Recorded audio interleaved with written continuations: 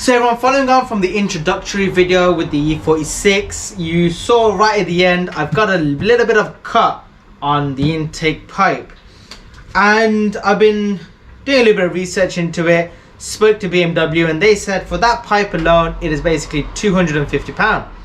No. Oh no. No. I can't afford that for this car. That's basically near enough a quarter of what I paid for the car. So that's definitely not happening. So what I'm going to look at doing instead then is actually doing a bit of a quick repair. And what I mean by a quick repair is this with this.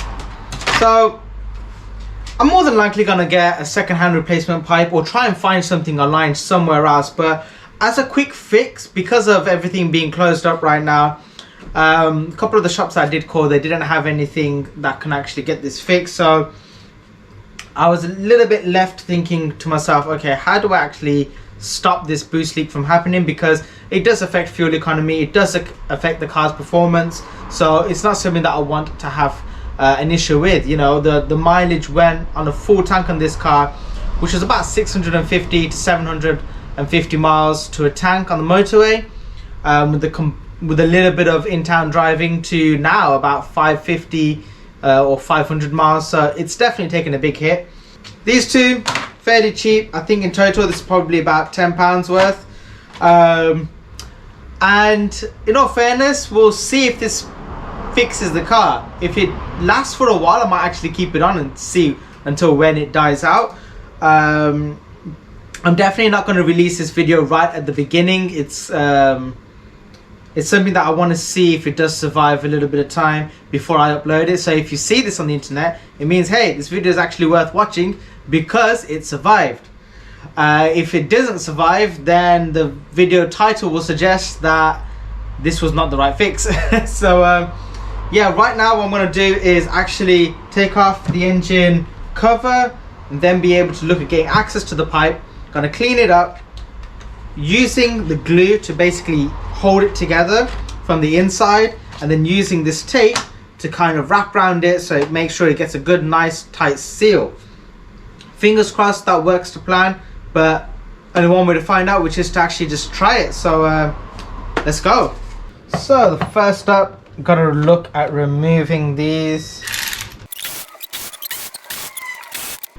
Once I've got all 5 of those removed, there's a tubing that goes to the casing just over here. Just got to remove that and then lift it up. Normally there's a bit of a rubber gasket thing around the filler, so you'd have to take this off and whatnot, but this one doesn't seem to have it anymore. And you slide it forward and out. And just to recap on my previous video, that is the broken hose. And I'm actually going to look at seeing if I could take some measurements to see how this hose is connected on. I feel like it's all just completely one unit. That looks like it's supposed to be there, because down here there's no clips or anything, so it looks like the entire pipe is all one big unit. As you can see is what I mean. This isn't actually, this looks like it could be replaced with a clamp,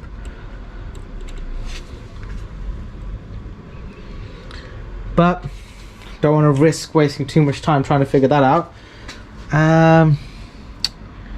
Right, time to clean this up a little bit.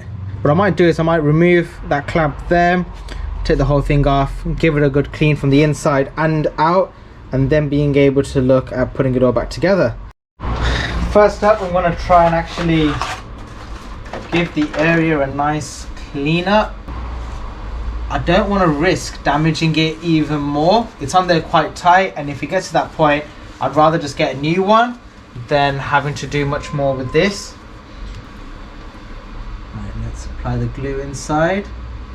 And this is a fast drying glue, so that means apparently within 60 seconds it will fully harden up. That actually looks like it's hardened up already. So now I'm going to look at opening up this Fixx, and hopefully I'll be able to wrap it around quite a lot. This is supposed to be heat resistant up to 260 degrees Celsius, which I don't think that part will actually get up to. It does show the size, it does show a picture of an engine, electrical stuff, plenty of things. Emergency radiator hose repair, etc, etc.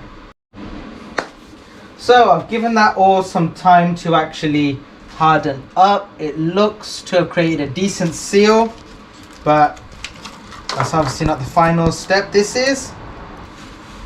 Okay, I can't exactly clean it all up perfectly because of how tight it is at the back.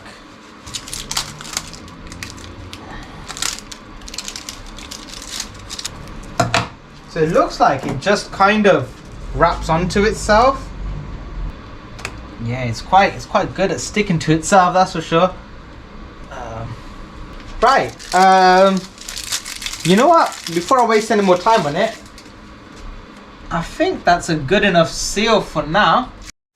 Right, so move everything that I can out of the way, and I'm gonna give the car a quick little test start.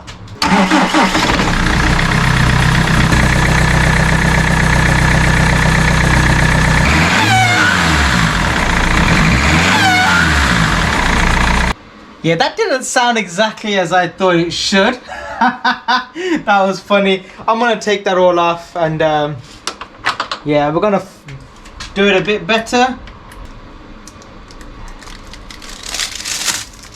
Get that thing on there real tight.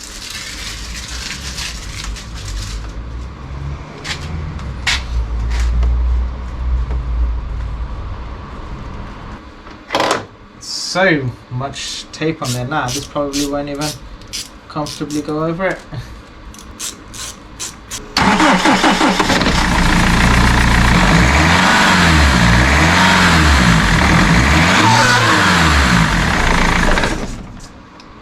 But let's see if it does help with fuel economy in any way, shape or form. I think I'm just gonna have to try and find a new one of these pipes. So as that didn't go to plan, I'm gonna be buying a new pipe, and I just thought I'd let you all know that does not work. So I guess this video's kind of changed from will that work to hey everyone, this doesn't work. So if you ever get this idea, please don't do it, because it basically doesn't work. As soon as the boost kicks in, it's too much pressure, the pipe gives too much flex, and therefore it creates another vacuum leak and sounds like a fart. Well, actually, it kind of worked. It wasn't creating as much black smoke coming out of the exhaust, which actually worked out to be better fuel economy wise. But I'm not sure who else has ever used these kind of things before, but maybe I've done it wrong. If I have done it wrong, then please leave it in the comments below. But I'm going to be ordering up a new part. Well, maybe not a brand new one. I'm going to see if I can find one secondhand somewhere, and I can take it from there. But until then, I will end this video. So if you did find this video entertaining, at least please give it a like, as well as awareness for not doing this, then please give it a like. If you would like to subscribe, please consider doing so and see some of the content from me. And as well as that, you know, leave a comment if I did do this wrong, or if there is a way of doing this better, just let me know. For now, I'll see you all in the next video. Peace out.